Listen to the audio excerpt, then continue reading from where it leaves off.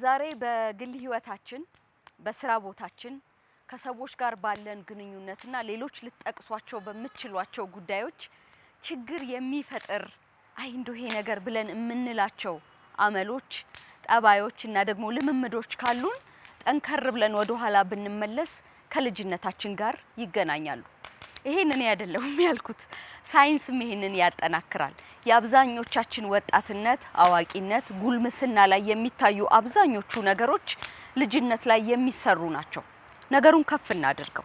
በሀገር ደረጃ የማህበረሰብ ንብረት የሀገር ንብረት የተቋም ንብረትን እንደ ቀልድ የሚያጉላሉ ሰዎች ከገጠሟችሁ ወደ ኋላ ብትመለሱ ምክንያቱም ልጅነታቸው ላይ ታገኛላችሁ።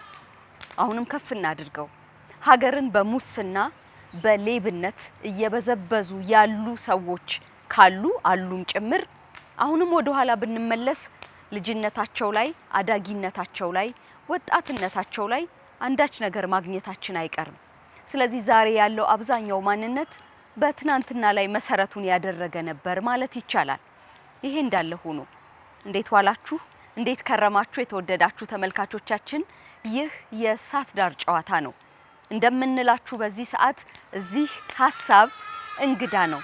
ዛሬ በእሳት ዳር ጨዋታችን ሌብነትን የሚጠየፍ ትውልድና ልጅ እንዴት ማሳደግ ይቻላል፣ የዚህ መሰረት የት ነው የሚጣለውና ተያያዥ ጨዋታዎችን እናደርጋለን። ይሄ በቀጥታ ከህይወታችን ይገናኛል። ይሄ በቀጥታ ከነጋችን ጋር ይገናኛል። ይሄ በቀጥታ ከሀገራችን ጋር ይገናኛል። ይሄንኑ ሐሳብ ይዘን ዕውቀታቸውን ልምዳቸውንና ሐሳባቸውን የሚያካፍሉንን ሰዎች ጋብዘናል። ከነሱ ጋር ቆይታ እናደርጋለን። እንኳን ደህና መጣችሁ። ማህሌት እባላለሁ። እንደምን አለ? ደህና ነህ? ሃይ እንኳን ደህና መጣችሁ። ሰላም ታዲያስ እንደምን ሰላም እንደ ሰላምሽ አረፍ በሉ። ደህና ናችሁ? ሰላም ነው ሁሉ? ይመስገን። እሰይ ቁጭ በሉ። እሺ የተወደዳችሁ ተመልካቾቻችን ዛሬ በእሳት ዳር ጨዋታችን ቀደም ሲል በመግቢያችን ትንሽ ሐሳብ ልሰጣችሁ እንደሞከርኩት የሌብነት በጣም ከፍ ሲልና ስሙን ዓለም አቀፋዊ ስናደርገው የሙስናን ነገር እናነሳለን። ይሄ እንደ ቀልድ አሁን የመጣ አይደለም ወደ ኋላ ነው ብለን ይሄንኑ ለማንሳት ዛሬ በእሳት ዳር ጨዋታችን አለን። በቤታችሁ እንድንገባ ስለፈቀዳችሁልን እናመሰግናለን። በእያላችሁበት መልካም ምሽት ይሁንላችሁ።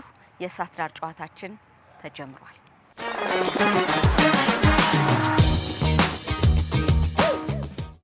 እንግዶቼ በጣም ነው ማመሰግነው። ዛሬ እንደዚህ ሐሳብ እንግዳ ከሚሆንበት ከሚነክስበት እግራችንን ዘርግተን በእርጋታ ከምንጫወትበት ቦታ ስለተገናኘን በጣም ደስ ብሎኛል። እኔ ማህሌት ከበደ እባላለሁ። ከተመልካቾቻችን ጋር እንተዋወቅ። አብርሃም ጀምራለሁ። ቴንክ ዩ። እኔም ስለ እድሉ አመሰግናለሁ። ማሂ አብርሃም ጎሳ ይባላለሁ። በልጆች እድገትና በወጣቶች እድገት ዙሪያ ነው የትምህርት ዝግጅት ያሳለፍኩት። ከልጆች ጋር ከወጣቶች ጋር መስራት ነው የኔም ስራም ህይወቴም። ስለዚህ ይሄን ሐሳብ ስለነሱ ልናወራ ስለሆነ ደስ ብሎኝ ነው የመጣሁት። በጣም እናመሰግናለሁ። አብርሽ ወደ ሰላም እንምጣ። እሺ አመሰግናለሁ ማሂ። ስሜ ሰላማዊት ሙሳ ይባላል። የጤናና የስነ ልቦና ባለሙያ ነኝ። ከህፃናት ከሴቶች እና ከተለያዩ የስነ ልቦና አገልግሎት እሰጣለሁ።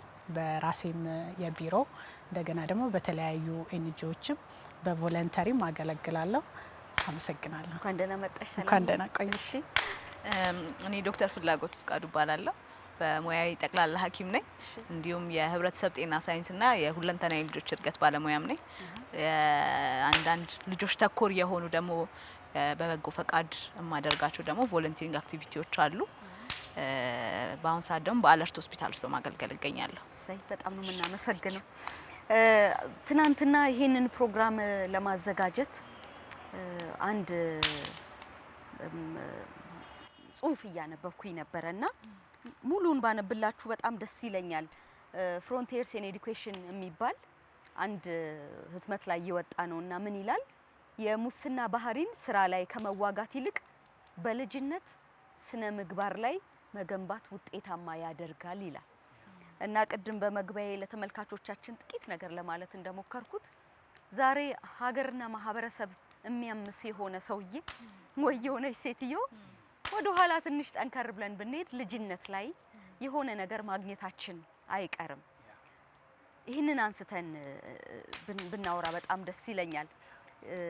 ምናልባት ልጆች የጓደኛቸውን መጫወቻ ይዘው ሲመጡ ሂድ መልስ ያንተ አይደለም ብሎ ከማለት ዝም እንደማለት ደግሞ በአባባላችን ምን ነው የእንቁላሉ ጊዜ በቀጣችሁኝ እንዳለው በሬው ጋር ሲደርስ በልጅነት የሚሰሩ አንዳንድ ነገሮች በጣም ትልቁን ነገር ይጨርሳሉ እና ወደ መልካሙም ይወስዳሉ። አብርሽ ከዚህ እንጀምርና ምንድነው የምታስበው እዚህ ላይ? I think it's obvious በጣም ብዙን ነገር በላይፋችን ላይ ኢምፓክት የሚያደርገውን ነገር ልጅነታችን ላይ ነው በደንብ ኤክስፒሪየንስ የምናደርገው። ምናልባት የተለያዩ ጥናቶች የሚሰጡን ኢንፎርሜሽን ይኖራል። አሁን እንዳነሳሽው ግን ለኔ ሰማው ይሄ ነገር ከጥናቶች ከውጪ ከምናያቸው ነገሮች ባለፈ ህይወታችን ላይ ኤክስፒሪየንስ የምናደርገው ነው ብዬ አስባለሁ። እና በጣም ሆነስት ሆኖ ለመናገር እኔ በህይወቴ ላይ በጣም ሞደውን እስካሁን ድረስ በህይወት ዘመኔ ሁሉ እየሆንኩት ያለውትን ነገር የተቀበልኩት ከታላቅ ወንድሜ ነው። ቤት ውስጥ ካየሁት እና ደግሞ በህይወቱ ሲኖር ካየሁት ነገር ነው። እውነት ለመናገር የህይወት ህልሜ ያልኩትን ነገር የተማርኳቸውን ነገሮች ያሳደግኩትን ነገር ሁሉ ያገኘሁት ከታላቅ ወንድሜ ነው። በጣም እንዳገዘኝ አያለው። መለስ ስል ልደከም ስል እሱ የኖረውን ነገር አያለው። አሁንም ድረስ የሚኖረውን ነገር አያለው። ስለዚህ በጣም እንደ ቅርብ ምልክት ትልቁን ዓላማዬን እንዳልተወው ቅርብ ሆኖ ምሳሌ ሆኖኛል ብዬ አስባለሁ። በሰርፕራይዚንግሊ ይህንን መልካም ነገር ብቻ ሳይሆን ከታላቅ ወንድሜ የወሰድኩት በጣም እውነተኛ ሆኜ ስናገር ህይወቴ ውስጥ በጣም ፈታኝ የሆነውንና ሁልጊዜ የምሰራበትን ባህሪን ደግሞ ፈታኙን ነገሬን ደግሞ የወሰድኩት ከሌላ ቅርብ ሰውዬ ነው። ምናልባት ልክ እንደዛኛው እንደ ወንድሜ ፕራውድ ስለማልሆን ነው ማልጠቅሰው። ያ ግን በጣም ከባዱን ነገሬን ያገኘሁት ከዛ ነው። እንዲሁ ለማሰብ ስሞክር ሁልጊዜም ቼክ ለማድረግ ስሞክር እንዳልኩት ከባዱ ነገሬ የምሰራው ልለውጠው የሚገባ ብዬ ስለማስብ ሁሉ ያስብበታለሁ እና እንዴት ነው ያወረሰኝ እንዴት ነው ይሄን ነገር የሰጠኝ ብዬ ሳስብ ምናልባት እሱም እንዳልመረመረው ይሰማኛል። ነገሩን እንዳልመረመረው ምን ያህል የሚያዘልቅ ጥቅም እንዳለው እንዳላሰበ ይሰማኛል። የሆነች ያህል ኤክስፒሪየንስ አድርጓታል፣ የሆነች ያህል ደህና ነገር ታይቶታል። ግን በጣም ሞመንታል ነበር። በጣም በልጅነት ነው አሁን በደንብ ትረስ አደረግ የሚታየኝ በጣም በልጅነት ኤክስፒሪየንስ ያደረግነው ነገር ነው እና እንዳልኩሽ የዘላቂ ነገሩን ያሰበበት አይመስለኝም። ለጊዜው እሱ የተሰማው ነገር አለ ያንን ነገር እንድጋራው ብሎ እንዳደረገው አይቻለሁ እና ከዚህ ጋር ሳስብ የሚታየኝ ነገር በአንደኛው በማከብረው ወንድሜ ውስጥ የወሰድኩት ነገር የተፈተነ ረጅም ጊዜ ህይወቱን የሚኖርበት ዘልቆ ኮሚቴ ያደረገበት ነገር እንደሆነ ስለማይ የተፈተነ ነገር ሲሰጥ በህይወት ይዘልቃል።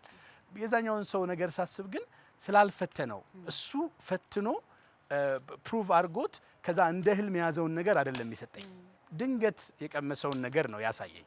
ስለዚህ ያልተፈተነ ነገር ስንሰጥ ይህን ያህል ህይወትን እንደሚያበላሽ ይታየኛል። ስለዚህ ሰው ቋሚ አድርጎ በህይወቱ እንዲያሳድገው የምንፈልገው ነገር ካለ የተፈተነውን ነገር ለትውልድ ማሻገር በጣም ትልቅ ነገር ነው። የሚያምሱን ነገሮች ህይወታችንን የሚፈትኑት ነገሮች ሳይፈተኑ የተሸጋገሩ እንደሆኑ አያለው። በሌላውም ሰው ሪያሊቲ በእኔም ላይፍ ውስጥ ሳይፈተን የተሸጋገረ ነገር ህይወትን እያጠፋ ይቀጥላል የሚል ማሳያ ነው ያለኝ። በእኔም ህይወት ያየሁት እሱ ነው። በጣም ሰላምዬ፣ ልጆች ከሚነገራቸው ይልቅ ወላጆች የሚያደርጉትን ነው የሚያዩት ይባላል እና ቤት ውስጥ የምናደርጋቸው ነገሮች መቼም ለክፋት ብለንም ባይሆን ግን በንቃት ባለማድረግ ወደ ልጆቻችን የምናሻግራቸው አመሎች፣ ጠባዮች ቀላል የሚመስሉ ነገሮች አሉ። ልጆች ተግባርን አበክረው እንደሚያዩ አንስተን ጥቂት ብናወራ ደስ ይለኛል። በተለይ ወላጆች እንዲጠነቀቁ ማለት ነው። አዎ በትክክል አሁን ያልሻቸው ነገር ልጆች ከሚነገራቸው ይልቅ የሚያዩትን በተግባር እኔም የሶስት ልጆች እናት ነኝ። እንደገና ደግሞ በስነ ልቦናም በስራዬ በኤክስፒሪያንስም ብዙዎቹ ክላይንቶቼ ትልልቅ ሰዎች ናቸው። ግን ውስጣቸው የማየው ገና ያላደገ ያልተገራ ብዙ ነገር የጠፋበት ያልተሰራበት ልጅነት ነው ማየው እና እንዳሉ የመጡት ሁሉ ትልልቅ ሰዎች እንደሆኑ ሁሉ ወደ ኋላ የምንመልሳቸው ወደ ልጅነታቸው ነው። ምክንያቱም ዛሬ ላይ ተቀርጾ የተሰራው ማንነት ዝም ብሎ አይደለም ከልጅነት ጀምሮ ነው እና ልጆቻችን እቤት ውስጥ እንዳልሹ ቅድም ያነሳሹ እንደመጀመሪያው አንድ ነገር ይዞ ሲመጣ የሚጠፋ ነገር የሰው መቅረጫ በጣም ለኛ እንደ ተራ ነገር ነው። ግን እነሱ ላይ በጣም ትልቅ ማንነት ነው የሚሰራው። እኛ የምንነግራቸው የምናደርገውን ሁሉ በህይወታቸው አጋጣሚ ወጥተው ነው ፕራክቲስ የሚያደርጉት። ለኛ ትልቅ ሞዴላቸው ማንነትን የምንቀርጸው እኛ ነው። እና ብዙ ጊዜ እንደ ቀልድ ነው የሚታየው እና ያ እንደ ቀልድ ተከምሮ የሆነ ማንነት ላይ ልክ የቆሻሻ መከመር አለ አይደለና አንዴ በጣም ትልቅ ፍንዳታ አድርሶ ነው ብዙ ሰዎች የጨረሰው በቆሼ ላይ እና ማንነትም እንደዛ ነው። የሆነ ጊዜ ፈንድቶ ሲወጣ ብዙ ማህበረሰብን፣ አካባቢን፣ መስሪያ ቤትን፣ ትምህርት ቤትን፣ ልጅነትን አንድ ሰው ሊኖር ያሰበውን ልጅነቱን እንዳለ ነው የሚያፈርስበትና ያንን ሁሉ ኮትኩተን ማየት አለብን። ለምሳሌ እኔ ልጆቼ ይዘው ሲመጡ አውቃለሁ። መቅረጫ ይዞ አገኘው ዴክስ ስር ብሎ ይዞ ይመጣል። አዎ በጣም የነሱ ሳይጎድል ነው ከሌላ የሚያመጡት። እና ይዞ ሲመጣ ኬት ነው ያመጣኸው ስለው ማንም አይፈልገውም ወድቆ ነው ያገኘሁት አለኝ። ኖ ይሄንን ሄደ መመለስ አለብህ፣ ላስተማሪክ መመለስ አለብህ ብዬ የመለስኩበት ጊዜ አለ። በንጋታው መልሰሃል ብዬ ደብተሩን ቼክ ያረኩበት ጊዜ አለ። ምክንያቱም ይሄ እንደዚህ አይነት ማንነቶች እንደ ሱስ ናቸው። ሰዎች አዲክሽን ሲታይ ከሚደረጉ ነገሮች ነው፣ ግን ሌብነትም መጥፎ ንግግርም ማንነትም ሁሉ ሱስ ነው፣ አዲክሽን ነው። እና እነዚህን ነገር በልጅነታቸው ሲያመጡ ለምንድን ነው ያመጣችሁት? የሰው ነገር ከተቀበሉ ደግሞ መመለስ፣ ተቀብሎ መመለስ። ሲመልሱስ ሳይሰበር ነው ወይ? ሰብረውት ከሆነ ይቅርታ እንዲጠይቁ አስተካክለው እንዲመልሱ። እነዚህን ሁሉ ፕሮሲጀሮች አንድ በአንድ ልጆቻችን ላይ ማየት አለብን። ምክንያቱም እቤታችን ያስተማርናቸውን ነገር ነው ውጪ የሚሄዱት። እቤት ብርጭቆ እንዳሰብሩ ጠረጴዛ እንዳታበላሹ እንላለን፣ ግን ትምህርት ቤታቸው ሄደው ዴክስ ላይ አትጻፉ፣ ሲወጡ ፐብሊክ ላይ ቦታ ላይ ቧንቧ ከፍተው ቆሻሻ ጥለው በየአትክልቶቹ ላይ የሚደረገው ሁሉ ነገር እያንዳንዷ አንድ ልጅ ላይ የሚሰራል። እነዛ ልጆች ናቸው ተሰብስበው ነገ ኮሚኒቲ አገር የሚሆኑት። ስለዚህ ፐብሊክ ቦታ ስንወስዳቸው፣ ላይብረሪ ሲመልሱ፣ ሽንት ቤት ሲገቡ ሲወጡ እንዳለ የሚያደርጉት አክቲቪቲ ተከምሮ አገርን ነው የሚሰራውና ልጅነት መሰረት ነው። እኛ ደግሞ አጠገባቸው ምሳሌ መሆን አለብን፣ መንገር ብቻ አይደለም። እኛ ወላጅ እስከሆንን ድረስ እኛስ ምንድን ነው የምናደርገው? ቤት ውስጥ የሰው እቃ በትክክል እንይዛለን ወይ? ፐብሊክ ቦታ ላይ ቆሻሻ እንጥላለን ወይ? መንገድ ላይ ስንሄድ ከፊታችን ሙዝ የጣለ ልጅ አይቶ በጣም ደንግጧል ልጄ፣ ምክንያቱም ስለምቆጣው ስለሚያውቅ በልታ ጥላው ሄደች ቱቦ ውስጥ ብሎ እና ቤት ስታስተምራቸው ውጪም ቴኬር ያደርጋሉ፣ ይጠነቀቃሉ። እና ይሄንን የሚያዩት ነገሮች ሁሉ እኛም ምሳሌ መሆን አለብን። መሀል ላይ ወክ ስናረግ ሙዝ ወድቆ ከሆነ ማንሳት ግዴታዬ ነው። ያንን አንስቼ ቆሻሻ ውስጥ ከከተትኩት ልጄ ነገ የማያነሳበት ምክንያት ምንም የለውም። እና እኛም ራሱ ምሳሌ መሆን መቻል አለብን። ሁኑ ብቻ አይደለም፣ እኛ መጀመሪያ መሆን አለብን። እና ልጅ ከምንናገረው ይልቅ የምንሰራውን ሁሌ ካለመሰልቸት፣ በጣም ትዕግስት ይጠይቃል፣ ግን ግዴታ ነው። ምክንያቱም እኛንን እነሱን እየሰራን ያለ ነው። ነገ የሚወጡት ሁሉ የኛ ጥያቄ። እኔ እንደውም ልጅን አይደለም መኮንነው ወላጅን ነው በጣም። እና የወላጅ ገበና በልጅ በኩል ነው የሚያልፈው። ኦፍ ኮርስ በደም እንደዛ ይመስለኛል። ሲናገሩ ራሱ ሌላ ቦታ በቃ ልደነግጣለሁ። እኔ አንዳንዴ መቼ ነው ያወራሁት ወይ መቼ ነው ያየሁት ብዬ ራሴን ነው የምመረምረው፣ እነሱን አይደለም። ምክንያቱም እነሱ ከኔ ጋር ነው የሚኖሩት። እኔ ነኝ የመኖርን ህይወት መንገዱን ትክክሉንም ጥሩንም እያሳየዋቸው የሚሄደው። ስለዚህ በትክክል ልጆች ላይ መሰራት አለበት። ሶርሱ መሰረቱ የዚህ ሁሉ ነገር ጥሩነቱም ዲስትራክሽኑም መፍረሱም የልጅ አስተዳደግ ውስጥ ነው። ልጅነትን በደንብ ማየት ውስጥ ነው። እና እኛም ወላጆች ደግሞ ኃላፊነታችንን ተቀብለናል ወይ? እየሰራን ነው? እኛም ጥሩ ምሳሌዎች ነው ወይ? እኛ ደግሞ ከኋላ የመጣንበት ቤተሰብም ደግሞ አለና ብዙ ጥያቄዎችን ያነሳል። በጣም የአብርሃምንና የሰላምን ሀሳብ ሰምተሻል? እና ጨምሪልን። ጨምራለሁ። እንግዲህ በጣም እየገረመኝ ነበርና በመሰረታዊ የሆኑ ነጥቦች ሲነሱ ነበር እና በተለይ የሞራል ዴቨሎፕመንት የምንለው ወይም ይሄ የስብዕና ግንባታ የምንለው አንድ ነጥብ ተነስቷል። ሁለተኛው ደግሞ የሶሻል ለርኒንግ የሚባለው ማህበረሰቡን አይቶ የመማርና በዛ መንገድ ራስን የማየት ነገር ተነስቷል። አይደንቲቲ ፍሬሚንግ ተነስቷል። ስለዚህ ማንነትን ወላጅ በሚቀርጸው መንገድ ልጅም ደግሞ ራስን በዛ ፍሬም በተደረገበት በተቀረጸበት ቦታ ራሱን አስገብቶ ማየትም ተነግሯልና እነዚህ ሁሉ የሚገርመው ኢንቨስትመንቶች የሚደረጉት መሰረቱ ላይ ነው። early years ነው፣ የመጀመሪያዎቹ ጊዜያቶች ላይ ነው እና በጣም መሰረታዊ የሆነው ልጆች የሚደርሱበትን የእድሜ ደረጃና ፍላጎቶቻቸውን ማወቅ ነው። አሁን ይሄ እንግዲህ አንዳንዴ እንዴት ነው ማሳየትም የሚባሉ በጣም ብዙ ነገሮች አሉ። አብረን ስንሆን ምን እናሳያቸውና እነሱ ቀጥሎ የሚመጡ ነገሮች ናቸው። ከዛ በፊት መጀመሪያ ልጁን ማወቅ መረዳት ያለበት የእድሜ ክልል ምንድነው፣ ምን ማድረግ ይችላል፣ ምን ማድረግ አይችልም፣ ምን ላስተምረው፣ ምን ባደርግለት፣ እንዴት አግዘዋለሁ ብሎ ልጁን እንደ አንድ ትምህርት ማጥናት መቻል በጣም አስፈላጊ ነው። ለምንድነው ልጆች አንዳንዴ ለምሳሌ ከ5 አመት በታች ከ6 አመት በታች ያሉ ልጆች ብዙ ጊዜ የሰው ቃ ያምራቸዋል ያምራቸዋል። ይሄ እንትን ነው፣ ተፈጥሯዊ ነገር ነው፣ ናቹራል ነገር ነው እና ይሄ ሌብነት ተብሎ ሊሰየም አይገባው። እንግዲህ በነዛ በቀዳማዊ ጊዜያቶች ላይ የሰው ቃ ይዛ መታ ሌባ ብለን ኔም ያደረግናት ስሙን ያስቀመጥንናት ልጅ ተቀብላ የምታድገው ማንነት አለ እየተላበሰች የምታድገው ማለት ነው። ስለዚህ ለዛ ነው ይሄ አይደንቲቲን ፍሬም ማድረግ አንዳንዴ ልጆች እውነትን ሲናገሩ እውነትን ሲያደርጉ እውነትን ተናገርሽ ነው የምንለው ወይም እውነትን አደረግሽ ነው የምንለው። እውነተኛ ነሽ ብንላቸውስ? አሁን የተለያየ ነገር ስለሆነ ማለት ነው የነሱን ድርጊት ከነሱ ማንነት ጋራ አስተሳስረን ማንነታቸው አድርገን ብንሰጣቸውስ?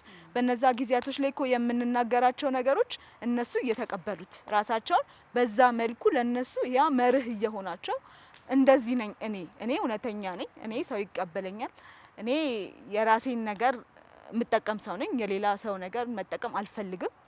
ኦኬ ማልፈልግበት ምክንያትስ? አሁን ብዙ ጊዜ ስራ ሲዘመጣ እስክርቢቶ ይዘመጣ መቅረጫ ይዘመጣ ቁጣ ነው የሚቀለው እና ይሄ የቤተሰብ ውስጥ ያለው ራሱ ኢንቫይሮንመንት የስነ ልቦና ሴፍቲ ልጆች ላይ መፍጠር አለበት። እውነቱን ብናገር የሚረዳኝ ነው። በጣም እውነት ነው እና ደስ ያለው ልጅ ማለት ቤተሰብ ጋር መጥቼ ራሴን ድክመቴን ያደረኩትን የተሳሳትኩትን ለመናገር ማልፈራ ነኝ ብሎ የሚያስብ ልጅ ያጠፋውን ጥፋትም ለመናገር አይፈራም፣ ለመታረምም ቅርብ ነው፣ ለቤተሰብም ብዙ ነገር ይቀልለታል። ስለዚህ አንድ ቤተሰብ በጣም ቤት ውስጥ መፍጠር በእነዚህ በቀዳማይ ልጅነት በተለይ ጊዜያቶች ላይ መፍጠር ያለበት ይሄ ሴፍ የሆነ ደህንነቱን የጠበቀ ልጆች እንደፈለጉ ሀሳባቸውን እንዲገልጹ፣ ሲሳሳቱ ተሳስቻለሁ ብለው እንዲመጡ፣ ፎርዛት ማተር ምናልባት ተሳስቻለሁ ብለው እንዲመጡ እኛ አንዳንዴ ተሳስቻለሁ ብለን መሄድ ይኖርብናል። ስናጠፋ ጥፋታችንን አለመሸፋፈን ማለት ነው። እንደዚህ አድርጌ ተሳሳትኩኝ፣ አየ እንደዚህ አድርጌ ዋሸሁኝ፣ ውሸት ግን ትክክል አይደለም ከና አይጠበቅም አይደል ብለን አንዳንድ ነገር እየገለጥን እያሳየን አካል መሆኔ ችግሩ በጣም እና አንድ እኛንም ሩቅ አያደርገንም ከነሱ ያቀርበናል። በስሜት ትስስርም በጣም የራሱን የሆነ አስተዋጽኦ ይኖራል።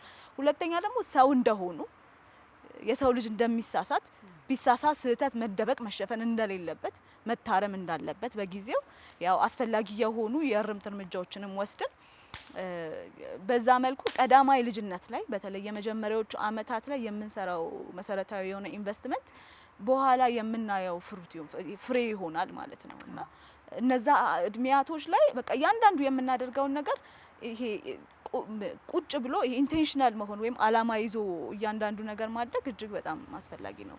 ቅዝቃዜ ያለ አብርሽ ይመስልናል ብዬ የማስበው ነገር አይ ቲንክ ይሄንን ሳስብ የሆነን ግንባታ ከመጀመሪያው ጀምሮ አስተካክሎ የመገንባት መንገድና ከዛ በተበላሸ መንገድ የተገነባን ነገር ለማስተካከል እንደመሞከር አይ ቲንክ አንድ በጣም ቅርብ ማሳያ አለን አይደል? አሁን አዲስ ኢዝ ሪቢልዲንግ የሆነች ነው እና በጣም ትልቁ ቻሌንጅ ሰማው ማስተር ፕላን የሆነች አልነበረችም፣ ቀድሞ የታሰበ አልነበረም የሚለው አስተሳሰብ አንዱ ትግላችን ነው። ስለዚህ አፍርሶ መስራት በጣም ትግል እንዳለው የቅርብ ማሳያ ያለን ይመስለኛል። እንዴት ነው ስትራክቸርድ የሚሆነው? ከየቱ ጋር ነው የሚጀመረው?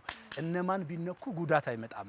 ምኑን ብናፈርሰው ነው ማን ጎዳው? ከዛስ እንዴት ነው ሪቢውልድ የምናደርገው የሚል በጣም የወቅት ሸክም ይዘን እንዳለን ይታየኛል። እና በሆነ ጎን ያምራል የምንለው ነገር አለ፣ ግን ደግሞ በሆነ ጎን ትልቅ ሸክም ነው የሆነብን። ምክንያቱም እየሰራን ያለ ነው አፍርሰን ስለሆነ ማለት ነው። አይ ቲንክ በጣም አሁን ለምናወራው ነገር በጣም የቅርብ ማሳያ ነው ብዬ አስባለሁ። ፕላንድ በሆነ መንገድ በታሰበበት መንገድ የት እንደምንወስዳቸው እያመንን ከኛ ውድቀትና ስኬት ምናልባት በተወሰነ መንገድ ቅድም ላነሳ እንደሞከርኩት እኔ ይሄ መልካም ነገሬ ነው ብዬ የማውቀው ነገር አለኝ፣ ደግሞ የህይወቴ ስህተት ነው ብዬ የማምነው ነገር አለኝ። እሱን ለይቼ እነሱ ላይ እየገነባው ለመምጣት ብጥር በጣም የማይከብደው ጎን እሱ ነው ብዬ አስባለሁ። ሰማው ከመጀመሪያው መስራትና ከዛ ደግሞ የሆነ ያህል ከተጣመመ በኋላ ለማስተካከል መሞከር አሁን የምናየው አይነት ኪዮስ ያመጣል። በሰው ህይወትም ውስጥ በጣም እንደሱ ነው። ምናልባትም የባሰው ነገር እሱ ነው። ይሄ ፊዚካሉ እንደውም በሆነ መንገድ ሊዳኝ ይችላል፣ ገንዘብና ነገር ሊያግዘው ይችላል። ያ ሰው ህይወት ላይ ሲሆን ግን ብዙ ሜስ አለው፣ ብዙ የሚበላሽ ባህሪ ያለው፣ አእምሮን ለማስተካከል ስሜትን ለማስተካከል የጠፉ ነገሮችን ለማረም የምንሄድበት ፓዝ በጣም ከባድ ሊሆን ይችላል እና ከመጀመሪያው በተቻለ መጠን የማድረግ ጉዳይ በጣም ወሳኝነት ያለው ይመስለኛል። ስለዚህ we need to be በጣም ዴሊብሬት ብዬ አስባለሁ። አንዱ ቻሌንጅ እሱ ነው። የታሰበበትን ኮሚኒኬሽን ማድረግ ጥሩ ነው። ያው የሁላችንም ቻሌንጅ ነው ብዬ የማስበው ነገር ልጆች ጋር እንደ ቁም ነገር እንደሚወስዱት አናስብም። የምንናገረውን ነገር የምናደርገውን ነገር የሆነ ቀን ነው አሪፍ ልናወራቸው የምናስበው፣ የሆነ ቦታ ቁጭ ብለን ነው ልናወራቸው የምናስበው። ዋይል በጣም 10 ዓመት 15 ዓመት እንደፈለግነው ኖረን እንደፈለግነው ኮሚኒኬት አድርገናቸው የሆነ ቀን በምናወራቸው ወሬ ግን ስብዕና መፍጠር እንደምንችል እናስባለን። በት ሊፈጠር የሚችለው በነዛ ጉዞዎች ውስጥ ነው። ስለዚህ እያንዳንዱን ስቴፕ ስንሄድ ኢንቴንሽናል ብንሆን በደንብ እናተርፋቸዋለን ብዬ አስባለሁ።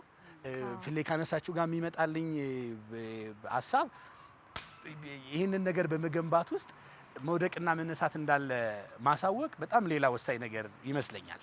እኛ በጣም ፍጹሙን ፓርታችንን ብቻ ከሆነ የምናሳያቸው እነሱም ሰማው የተደበቁ ከጀርባ ብዙ ነገር ያላቸው ግን እኛ ፊት ምርጥ ሆነው ይመጣሉ። እኛ ፊት ምርጥ ለብሰው እኛ ፊት ምርጥ ቋንቋ ይዘው ይመጡልናል፣ እኛ እንዳሳየናቸው ማለት ነው። ግን እኛ ቅድም ዶክተር ፍሌ ስትል እንደነበረው መውደቅ እንዳለ መነሳት እንዳለ እኛም ወድቀን ተነስተን እንደተማርን መድረስ የምንፈልገውን በጎ ነገር ተምረንበት ከውድቀታችን አይተን እንደመጣን ብናሳያቸው ሰማው ሶሪ ማለት ብንችል ይሄ ነገር እኮ ድካሜ ነው እንድትማርበት እንዳትደግመው ፈልጋለሁ ብንል ከመቻላችን ውስጥ ብቻ ሳይሆን ካለመቻላችንም ውስጥ ከወደቅንበት ነገርም ውስጥ ማስተማር ብንችል በጣም የምናተርፋቸው ይመስለኛል። ቆሎ ያጫውታል እኮ ያዙ እና ደግሞ ይሄ ግቢ ይበርዳል። የቀዘቀዘው ሰው ካለ እንደዚህ እንደኔ ጉልበቱ ላይ አብርሽ እንኳን አትገደድ። የቶችን አይቼ ካዋጣ ቀጥላል። ይሄንና ሁኔታችን ቆሎ ያዙ አለ ተጫወቱና በቆሎ ደግሞ ጋብዛችኋለሁ። ትንሽ ጨዋታው ሞቅ ሲል እየተዘጋጀ ነው። ሌብነት የኔ ያልሆነውን ነገር የመውሰድ ፍላጎት ነው አይደለ? የኔ ያልሆነው ነገር ከሰላም ጋር የመውሰድ ነው።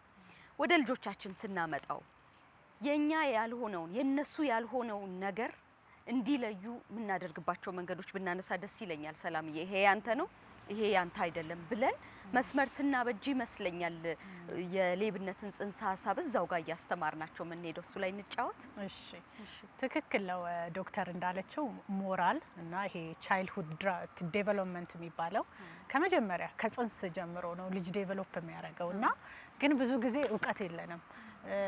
አንድ እናት እርጉዝ ከመሆኗ ጀምሮ ብትዘፍንለት ብትዘምርለት የአባቱን ድምጽ የእህት ወንድሞቹን ድምጽ ሁሉ መለየት ይችላል። ጽንስ ግን ያን ያህል ሁሉ ቦታ አንሰጠውም እና አናውቀውም።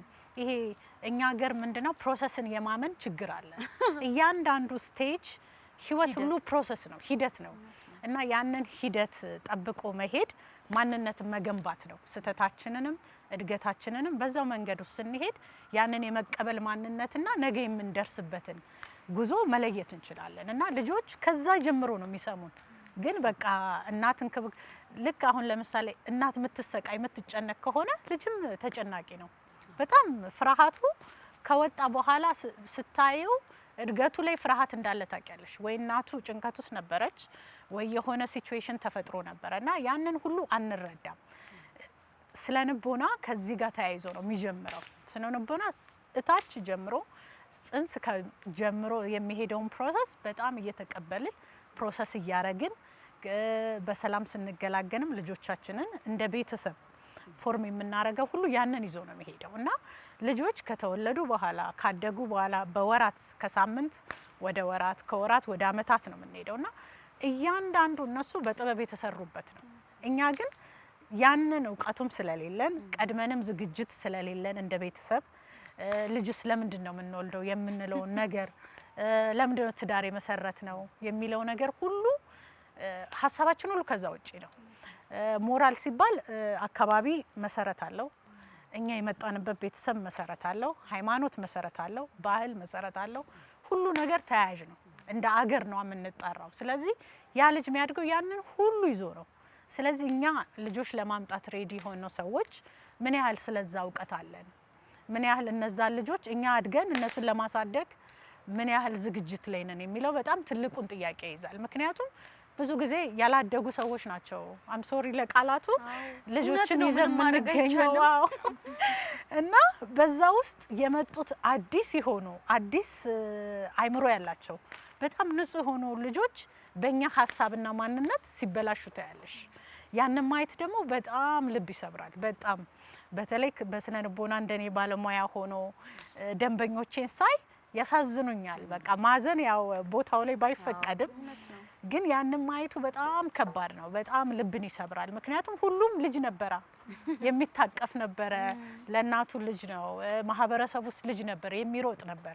ዛሬ ላይ ብቻ ያጠፋውን ጥፋት አይተን፣ ዛሬ ላይ ብቻ ሌብነት የተባለበትን ማንነት አይተን ከህብረተሰብ ነው የሚገለለው፣ ከሀገር ነው እና ይሄ ሁሉ እታች ሆኖ መሰራት መቻል አለበት። የአንድ ልጅ ቤት ውስጥ ሲመጣ ህጋችን ምንድን ነው? ሩሉ ምንድን ነው? እኛስ ቤት ውስጥ ይሄ እኮ ያንተ ልብስ ነው፣ ይሄ ያንተ ጫማ ነው፣ ይሄ ያንተ አሻንጉሊት ነው። ስለዚህ ያንን ሲነጥቁበት ያ ልጅ ምንድን ነው ምላሽ የሚሰጠው? እንደገና የወሰድበትን ነገር እንዴት ነው የሚያስመልሰው? የራሱ ነገሮች የሚባሉትስ እነማን ናቸው? ስለዚህ አንድ ሰው የራሱ የሆነውን ነገር ማወቅ መቻል እንዲያውቅ ነው የሚደረገው። መጀመሪያ እነዛን እቃዎቹን ፕሮፐርቲዎቹን የነሱ ከሆነ ይጠብቃቸዋል፣ የሰውም አይነካም ማለት ነው። በቤት ውስጥ 3 4 እኔ 3 ልጆች አሉኝና ሁለቱ ተለቅ ተለቅ ስለሚሉ ይቀማማሉ። እሷ ስትወስድበት ይወስዳል። ሁሌ ምሳሌ ከቤቴ ማረገው ኑሮይም ስለሆነ አካባቢም ላይ የማየው ስለሆነ ሲወስድ አስፈቅዳሃታል ወይ? ዝም ብለህ ነው የወሰድከው ወይ? አዎ አላስፈቅድ። ለምን? የሷ ነው። ስለዚህ ተከራክራለች። ልውሰድ ብሎ መጠየቅ አለበት። አንድ ልጅ የራሱ ያልሆነውን ነገር ከፈለገው መጠየቅ አለበት።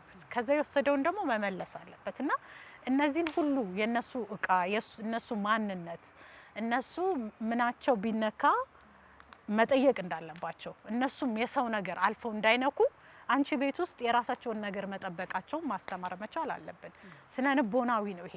ምክንያቱም ሁሌ በቀን በቀን የሚሰራ ስራ ነው። ዴይ ቱ ዴይ በቃ ይሄኛውን የነሱን ነገሮች እንዲያውቁ የሚለይበት መንገድ ነው አለን። ስለዚህ እኛ ወላጆች ራሶቻችን ላይ የራሳችን የምንለውን ነገር ቤታችን ከቤት ወጥቶ አይደል አካባቢ ከአካባቢ አገር። ስለዚህ ያ ልጅ ትልቅ ሆኖ መስሪያ ቤት ውስጥ ይገባል እንዳልኩት አካባቢ ላይ ይሄዳል። ስለዚህ ለምን አልፎ ያንን ነገር ይነካል? የሱ ካልሆነ ወይ ይጠይቃል ወይ አልፎ ከሆነ ብዙ አይነት ነገሮች አሉ ማለት ነው። አሁን ብዙ ጊዜ አንድ ልጅን ለመስራት ቤተሰብ መሰረት ነው። ዲቮርስ ሀፕን ያደርጋል። ፍቺ ያለው ደግሞ ቤተሰብን ለመገንባት እናትም አባትም ሞራልም ህብረተሰብም እዛ ውስጥ ልጁ እንዴት ነው የተገነባው? ምክንያቱም እነዚህን የሚያስተምሩት ሞራሎች ለሱ ብቁ ካልሆኑ እዛ ሄዶ የራሱን ነገር ያለውንም ነጥቆ ለመኖር ሰርቫይቫል ውስጥ ሊገባ ነው። ስለዚህ የዚህን ልጅ ወደ ኋላ መጠየቅ አለብን። በምንድን ነው ያደገው? ሙሉ ቤተሰብ የደረሰበት ነገር ምን ውስጥ መርቶታል የሚለውን ነገር ማወቅ መቻል አለብን። አንዳንዴ አንተ በጣም ሀብታም መሆን አለብህ ተብሎ ተነግሮት ሊሆን ይችላል። ስለዚህ ለእናት ለአባቱ ሀብትን ፕሩቭ ማድረግ ይፈልጋል ያ ልጅ ለራሱ በቃ ምክንያቱም ሞራሉ የተገነባው በዛ ሲቹዌሽን ውስጥ በዛ ሁኔታ ውስጥ ነው። ስለዚህ ያ ልጅ ማንነቱን ማሳየት ይፈልጋል። ስለዚህ ነጥቆ ነው የሚያመጣው ወይስ ሰርቶ ነው? ይሄም ጥያቄ ውስጥ ይከታል። ምክንያቱም ያ የተሰጠው ማንነት ገንብቶ እንዲያመጣ ወይ የህብረተሰብ ወይ የቤተሰብ ጫና ይኖርበታል እና እነሱ ሁሉ የትግሎቹ ውጤት ናቸው። የትግሎቹ ውጤት ናቸው። ህይወት መቼም ገደብ አለው አይደል? ለምሳሌ አንድ ሰው 20 ክፍል ቤት ቢሰራ አንዱ መኝታ ውስጥ ነው የሚተኛው፣ አንድ አልጋ ላይ አይደል? ወሰን አለው፣ ሁሉ ነገር ወሰን አለው። ባለ አለመርካት ያለኝ እኮ ለህይወት በቂ ነው ብሎ አለማሰብ ሁልጊዜ እንድንዋጥጥ ሁልጊዜ የሆነ ነገር ስንፈልግ እንድንኖር የሚያደርግ አንድ ገፊ ምክንያት ሊሆን ይችላል። ልጆችን ያለኝ ይበቃኛል ብሎ ግን ደግሞ የተሻለውን የመፈለግ ጉልበትን እንዴት ነው የምንሰጣቸው? ኑሮዬ ይበቃኛል፣ ያለኝ ይበቃኛል በጣም ትልቅ ስነ ልቦና ስለሆነ ማለት ነው።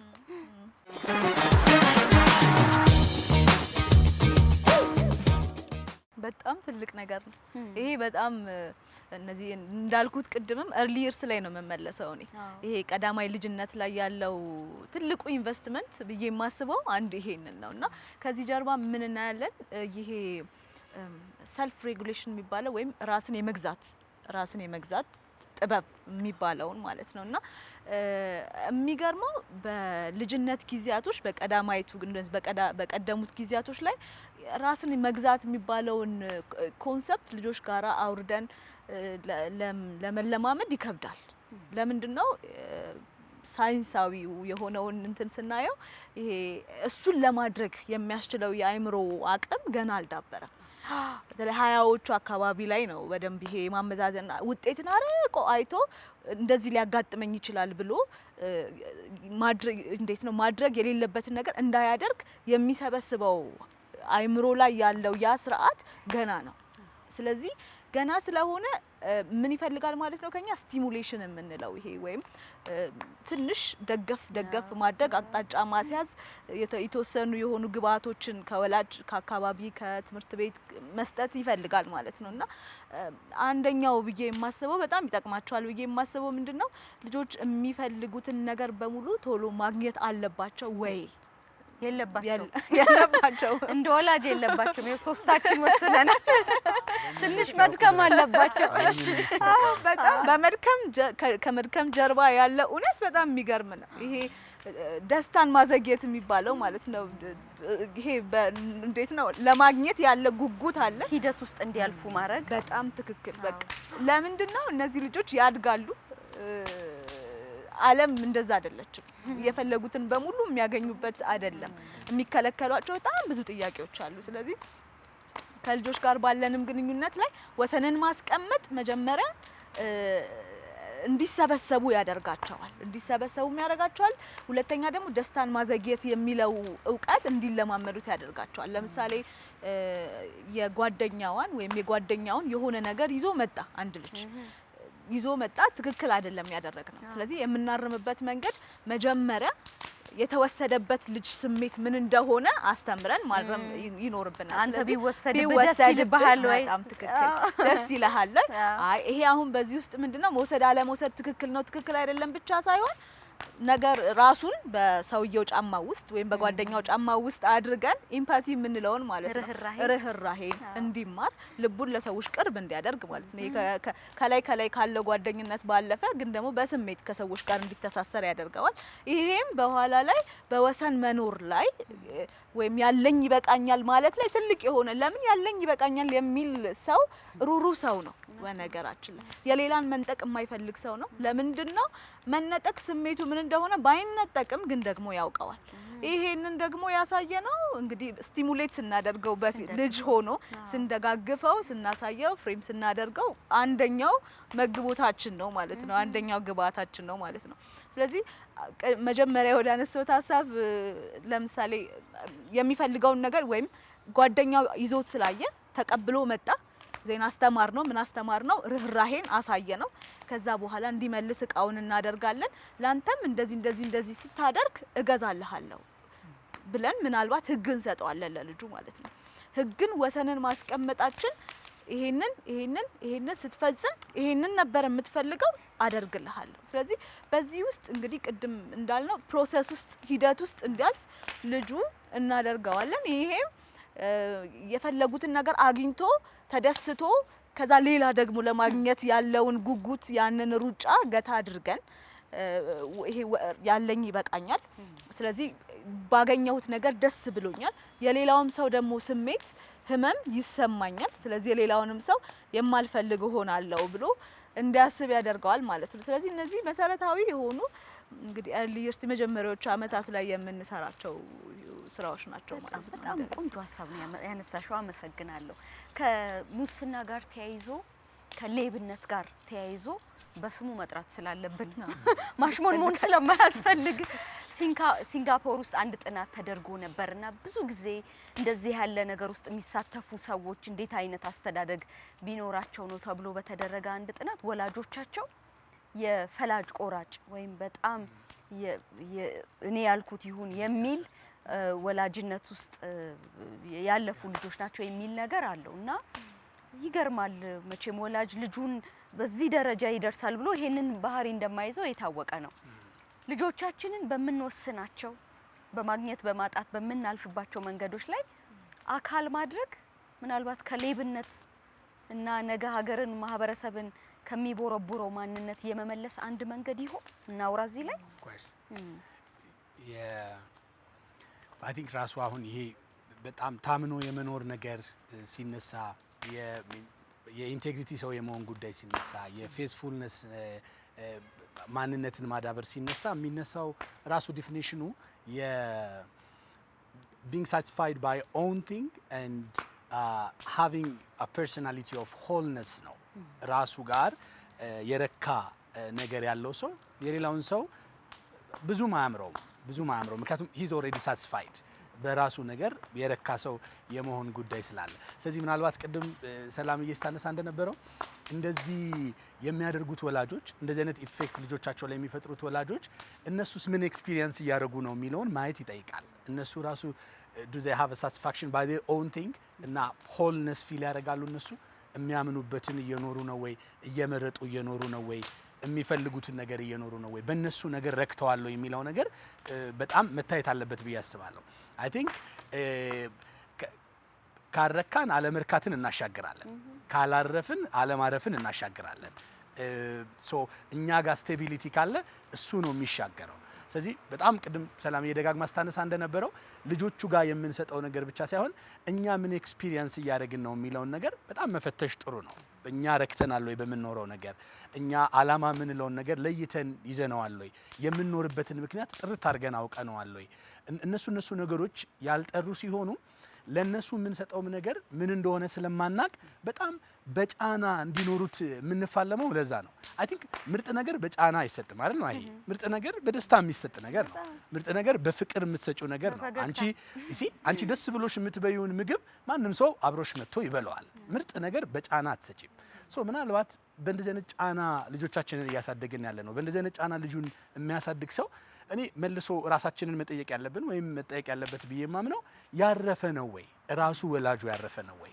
በሆልነስ በሳቲስፋክሽን የሚኖረውን በማወቅ ወደ ውስጥ በማሰብ ሌላው በዚህ አቅጣጫ ያለው ትልቅ ቻሌንጅ እንዲህ አይነቱ ነገር ውስጥ የሚወድቅ ሰው ህይወትን ከውጭ የሚተረጉም ሰው ነው በቃ ነገርን ከውጭ ለማምጣት የመሞከር ትግል ውስጥ ያለ ሰው ነው ስለዚህ እሱ ከውጭ በሚያገኘው ነገር ከውጭ በሚያካብተው ነገር ከውጭ በሚሰበስበው ሀብት እርካታ የሚፈልግ ሰው ስላላረፈ ልጆቹንም ይጫናል የሆነ ምርጥ እንዲሆኑለት በጣም ጫና ውስጥ ያሳልፋቸዋል ግን እንደዚህ አይነት ነገር በጣም በራስ ከመርካት በጣም በውስጥ ከመርካት በጣም አላማን ከመለየት የምንኖርለትን ምክንያት ከመለየት ጋር ይገናኛል እኛ ከማረፋችን ጋር ይገናኛል ብዬ አምናለሁ ስለዚህ እኛ የምንኖርለትን ምክንያት ካወቅን የምንኖርለትን ዋና ጉዳይ ካወቅን እና ላይፍን ደግሞ ከውጪ ከመፈለግ ይልቅ በጣም በውስጥ የምናስበው ከሆነ ውስጣችንን የምንመረምር ከሆነ እንዲህ አይነት ነገር እንደሱ ይጠይቃል በምን እየረካው ነው በምን እየኖርኩ ነው በምን እያረፍኩ ነው ምን ነው የህይወት ዋና አርጌ የምኖረው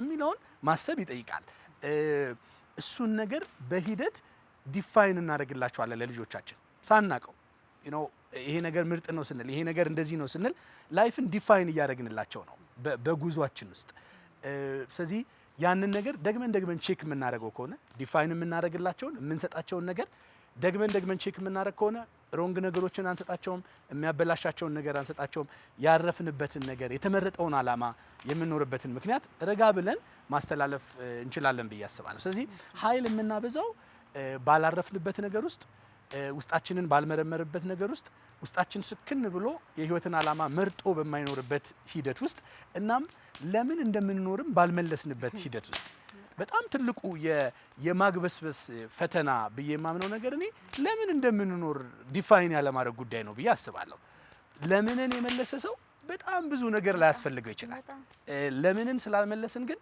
ብናገኘው ሪሶርሱን ብናገኘው ፖዚሽኑን ብናገኘው የሆነ ነገር የሆነ ባዶነታችን የሚመለስ ይመስለናል ግን በፍጹም አይመለስም ምክንያቱም ለምን እንደምንፈልገው እንኳን አናቅም አይ ቲንክ ለምን እንደሚፈልግ ማያቅ ሰው ስንት እንደሚፈልግም አያቅም እንደው ህይወት የሚሞላስ ነገር ነው ወይ ስሪቱ ራሱ የሚሞላ አይመስለኝም አንድ ሁሌ ሳስበው የሚገርመኝ ነገር አለ አባቴ ተቀጥሮ ነው የሚሰራው እና እህቶቼ እንደዚህ ሌሎች ሰዎች እንደ ጓደኞች እነዚህ ሀብቶች አሏቸው እነዚህ ነገሮች አንተ ግን ዝም ብለህ እንደዚህ ማንንም ሰው የተሻለ ነገር የሚመኝ ሰው ሚለውን አይነ ነገር ሲሉት ቢያንስ ለልጆቼ እዳን አሳልፌ አልሞትም መጥፎ ስምን አሳልፌ አልሞትም ብሎ ይላል። ይሄ አሁን የሚገባ አይደለም። በደንብ በቃ በኩራት የገሌ ልጅ ስንባል ነው። ነገ ልጆቻችን የገሌ ልጅ ስለሚባሉበት ጉዳይ ዛሬ ወላጆች ማሰብ ያለብን ነገር ምንድነው? መልካም ስም ከመልካም ሽቶ ይበልጣል ስለሚል እውነት ነው። ትልቁም ነገር የሚይዘው እሱ ነው። ምክንያቱም አንድ ልጅን መስራት እንደ ሀገር መስራት ነው፣ አካባቢ መስራት ነው። አንድ ልጅ ሲያጠፋ ተው የሚል ልጅ ካለ እርስ በርሳ የምንማማረው ነገርም እዛው ቤት ውስጥ ነው የሚሆነው። እኔም አሁንም ቢሆን ወደ ኋላ ነው የምመለሰው። ምክንያቱም በቃ ወላጆች ላይ ነው ሁሉ ነገር። አንዳንዴ ልጆች እንዳለችው ልጅ ከጽንስ ጀምሮ እስከ 7 ዓመት ያለው በጣም ትልቁ ሞራልን፣ ማንነትን ለነገ የሚሆነውን ነገር ይዘን አሻግረን የምንወስድበት መንገድ ነው እና ትልቁ መሰረት ስለሚይዝ ያንን በጣም መያዝ መቻል አለብን። እዛ ላይ ከሰራን ነገውን እኛ እናርፋለን። ምክንያቱም አንዳንዴ እዛ እድሜ ውስጥ ያሉ ልጆች እንደ ትልቅም ልጅም አይሏቸውም፣ ትልቅም አይደሉም። ልክ እንደ ቻይልድም ናቸው፣ አዶልትም ናቸው። እንደ ልጅም ብላ አታስባቸው፣ እንደ ትልቅ ሰውም ናቸው አትበል። ምክንያቱም ብዙ ጊዜ ልጅ ምንም እንደማያውቅ አድርጎ እንደተናቀ ነው ብዙ ጊዜ በህብረተሰቡ የሚታየው፣ ወይ ደግሞ ሲያጠፋ ራሱ አውቆ እንዳጠፋ አይነት ነው የምናየው። ብዙ ጊዜ ሰዎችን ልጆቻችንን ስናይ እኛን ነው ማየት ያለብን። ልጆቻችን እኔ እንደ መስታወት ናቸው። እነሱም ብናያቸው በቃ የኛም ማንነት ነው ሪፍሌክት የሚያደርጉት በቃ እና እያንዳንዱ ቤት ውስጥ የምንሰራቸው ነገር ማንነታችንን የሚገልጹላቸው። እዛ ሄዶ ሲያጠፋ ወይ ይሄ ልጅ እኮ ሌባ ነው የገሌ ልጅ ነው ቢባል ልጁ ነው የሚተኮርበት። ግን አይደለም፣ የት ነው ያደገው፣ ማን ነው ያሳደገው፣ ምን ሆኖ ነው የሚለው በቃ ወደ ማህበረሰብ ደግሞ እኮ የእንትና ልጅ ነው መባል ክብር ነው፣ ክብር ነው። አዎ በጣም አባትየውን አታውቀውም እንዴ? እንዴት ያለ ታማኝ ጥሩ ሰው ነበር፣ እናቱ እንዴት ብርቱ ትጉ ሴት ነበረች ይባላል። እና ስምም ነው የምናሻግረው፣ ክብርም ነው የምናሻግረው። አባትየው ሌባ ነበረ፣ የድሩን ብር እሱ ነው በልቶ የጨረሰውም አለ። ኮሚቴ ነበረ የተጠራቀመው፣ ሁለቱም እኩል ነው የሚሄዱት። ጨዋታችንን እንቀጥላለን። ሰላምዬ፣ በቆሎ ግን ልጋብዛችሁ ፈልጋለሁ። ልምጣና ልውሰደው ነው ወይስ ታቀብሉኛላችሁ? ኧረ እኔ መጥቼ ወስደዋል።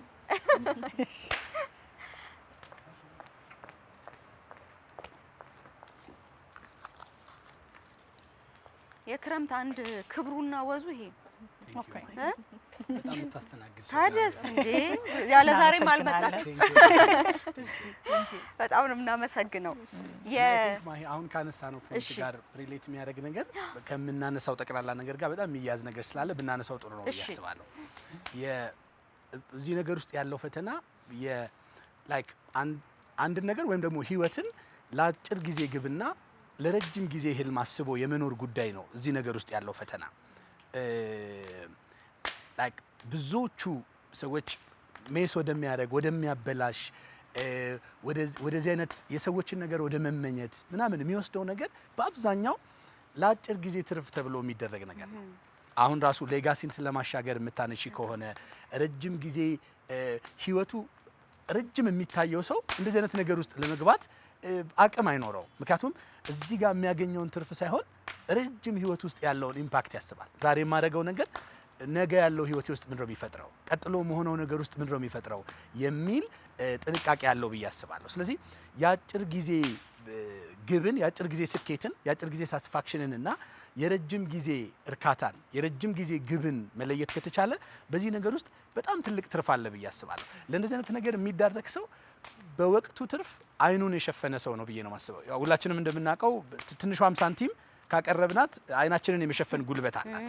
ስለዚህ የወቅቱን እርካታ፣ በወቅቱ የሚገኘውን ቤኔፊት፣ ወቅታዊ የሆነውን ቤኔፊት በጣም ካደገደግንለት፣ ከተገዛንለት ምንም ነገር ሊያስረድ ይችላል።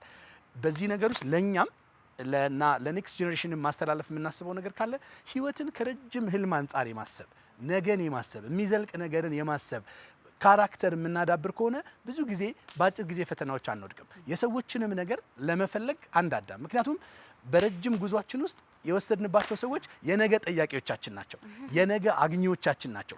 ሰሞኑን አለ ደግሞ ያገኙናል። ሰሞኑን ብዙ ጊዜ የምናውቀው ነው አይደለ?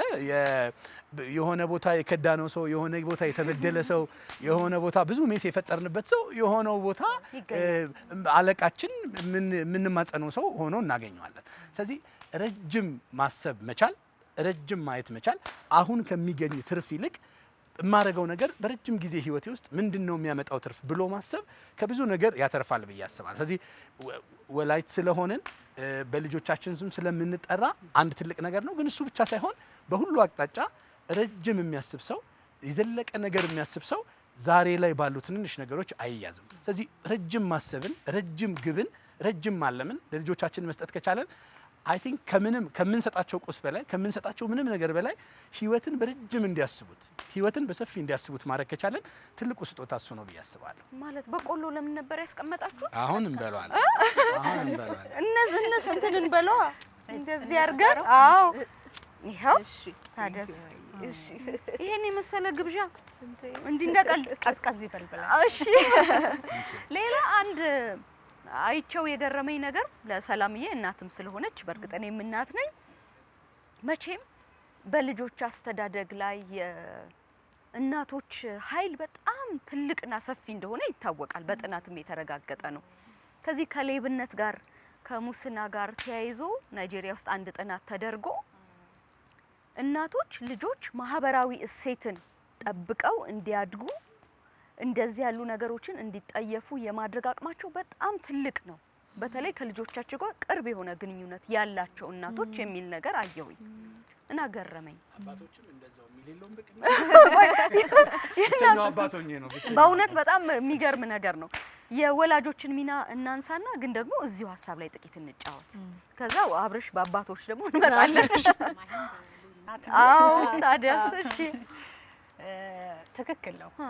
ማለት ቅርብ ብዙ ጊዜ ከመውለድም ከርግዝናም ፕሮሰሱ ቅርብ ከመሆኑ የተነሳ ትልቅ ሚና አላት። ያው አባት ሚና የለውም ሳይሆን ያው ትልቅ ተጋግዘን ነው የአባቶች ተወካዮች ነው።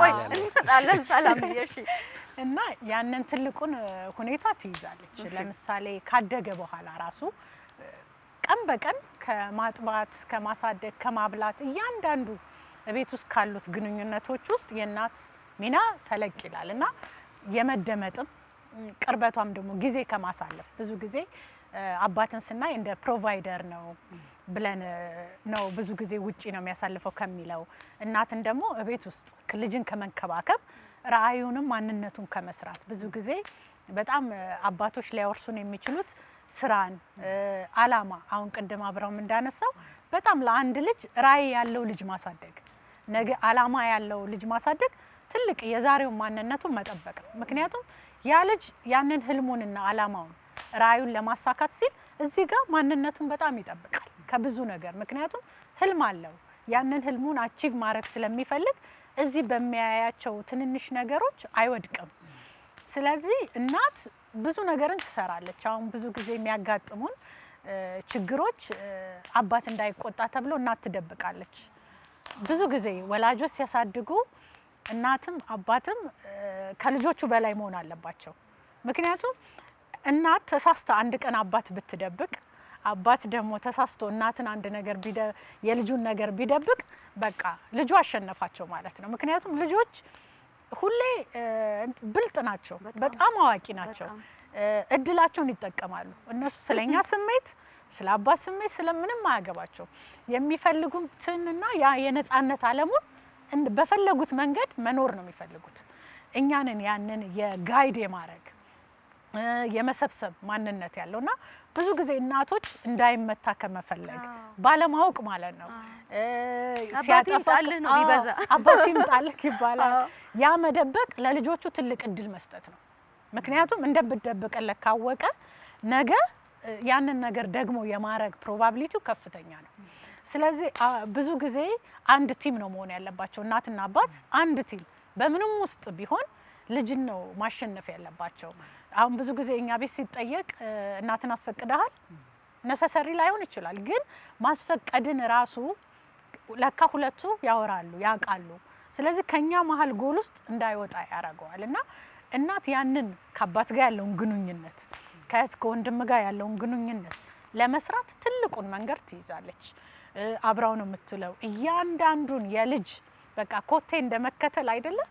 በቃ ሁሉን ነገር አብረሽ ስለሆንሽ ትልቁን ሚና በደንብ እናት ትልቁን ሚና ትጫወታለች። እና የልጅን ለማሳደግ አባት ጋር ህብረተሰብ ጋር አካባቢ ጋር ልጅን የመስራት ትልቅ ኃላፊነት አለባት ብዬ ነው እኔ ማስበው። አይ መከራው አልኩ እኔ ራሱ ሁሉ ሸክም እዛ ስለሆነ ይታልኩኝ። ግን ደግሞ ተፈጥሮ ያቻችላል። እሺ አብርሽ አባቶችን ወክሎ ደግሞ አብርሃም ያወራል። ከባድ ውክልና አይ ቲንክ እኔ ይሄ ከምን ጋር ነው የሚያዝብኝ ከምንለው ይልቅ የምናደርገውን ያሉ ከሚለው ኮንሰፕት ጋር ነው የሚገናኘው። እናት በጣም የምትታየው በጣም አጠገብ ስላለች ነው። እያንዳንዱን የምታደርገውን ነገር ብዙ ፐርሰንት የማየት እድል አለው፣ ምክንያቱም ብዙ ሰዓት አብረው ስለሚቆዩ። ግን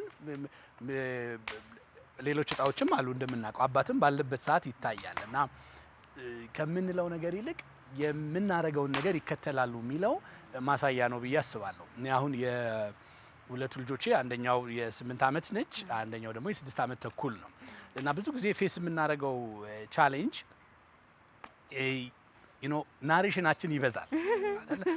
እንትን አርጉ እንትን ሆኑ በእንትን እናምናለን ምናምን እንላለን። እና ዋን ኦፍ ዘ ቻሌንጅ እኔ አሁን የገጠመኝ እንደው በንግግር እንመን ምናምን እላለሁ ደጋግሜ።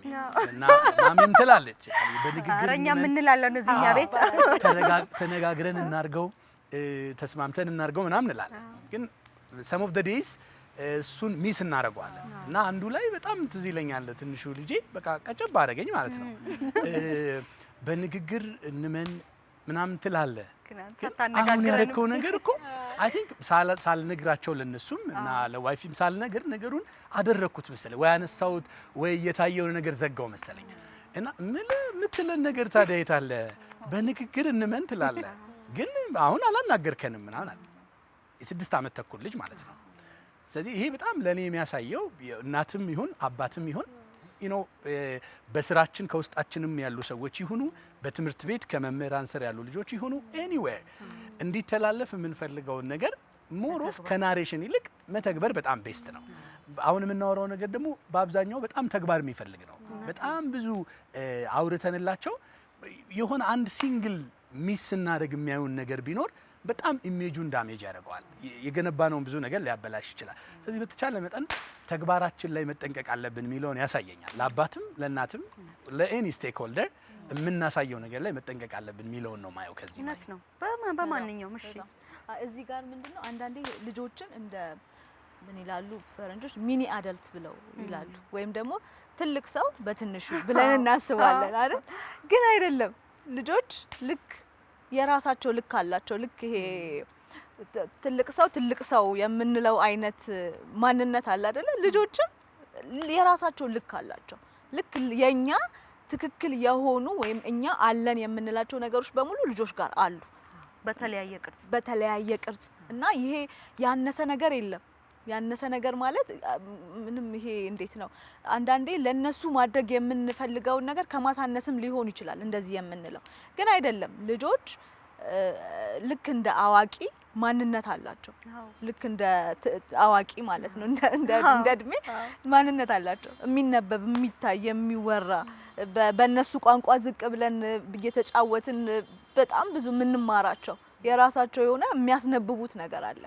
እና ምንድነው ይሄ የምናደርገውን ነገር ልክ እንደ አይሰሙም እኮ አያዩም እኮ ብሎ ልክ እንደማያይና እንደማይሰማ ነገር ግን የሆነ ጊዜ ትልቅ ሲሆኑ መስማት የሚጀምሩ ማየት የሚጀምሩ ይመስላል አንዳንዴ ማለት ነው።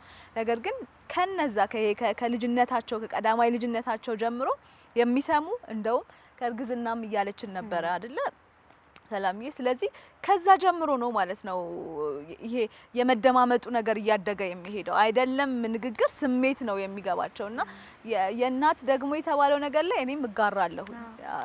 አንድ ልጅ ትንሽዬም ብትሆን ያለችኝ 1 አመቷ ነው። ግን ምንድነው ይሄ እንትኑ ተፈጥሮ ራሱ እንደዛ ነው ያገናኛል። እና ለምሳሌ ቤት ውስጥ ስታዩ የልጅን እንቅስቃሴ እናት ናት አባት ነው ተከታትሎ የሚያየው።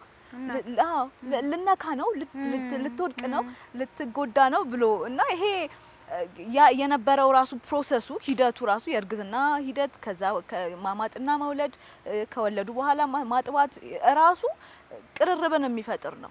ተፈጥሮ ራሱ ቅርብ የሆነ ተከታታይ ነው ያደረገቻት እናትን ማለት ነው። ስለዚህ በዚህ ሂደቱ ስለዚህ ልጆች ከአባት እውነት ነው በጣም መሰረታዊ የሆነ ሁለቱም የሚያስተምሯቸው ነገሮች አሉ።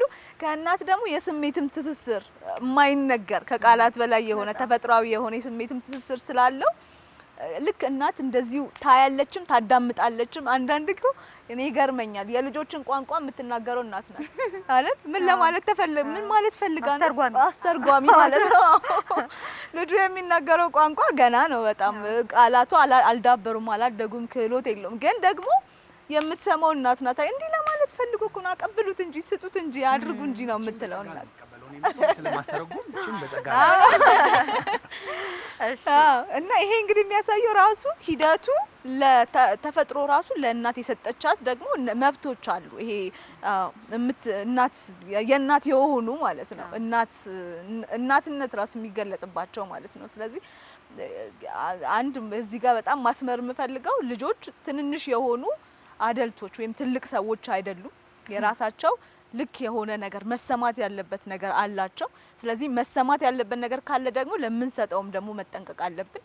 ስለዚህ አብሩሽም እንዳለው ጥሩ የሆኑ አስመሳዮች አስመሳይ ማለት ኢሚቴት የሚያደርጉ ናቸው። አዎ ስለዚህ ኢሚቴት የሚደረግ ሰው መሆንና መቅረብ ደግሞ ትልቅ የሆነ አስተዋጽኦ ይኖራል ማለት ነው። የሰማነውን በልቦናችን ያሳድርል ለህይወት ያርግል አይደለም።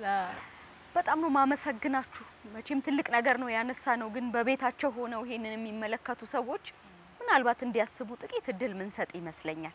ከልቤ ያመሰግናችኋለሁ። ታማኝነት ቀላል አይደለም፣ ዋጋ የሚያስከፍል ነው። ንጽህና እንዲህ እንደ ቀልድ የሚገኝ አይደለም፣ ግን ሽልማት አለው። ለራስ ባይደርስ ለልጆች መልካሙን ነገር ያሻግራል፣ መልካምን ስም ይሰጡታል። ይሄ ደግሞ ትልቅ ሀብት ነው። ዛሬ በእሳት ዳር ጨዋታችን ሌብነትን አይ የሚሉ ልጆችን እንዴት ነው ማሳደግ የምንችለው በሚለው ሀሳብ ዙሪያ ከሳይንስና ከህይወታችን አወራን። በቤታችሁ እንድንገባ ስለፈቀዳችሁልን እናመሰግናለን። እድሜና ጤና ይስጠን። በሚቀጥለው ሳምንት በዚሁ ሰዓት እዚሁ ቦታ ላይ መልሰን እናገኛችኋለን። መጪው ሳምንት መልካሙን የምትሰሙበት እንዲሆን እንመኛለን። እናመሰግናለን።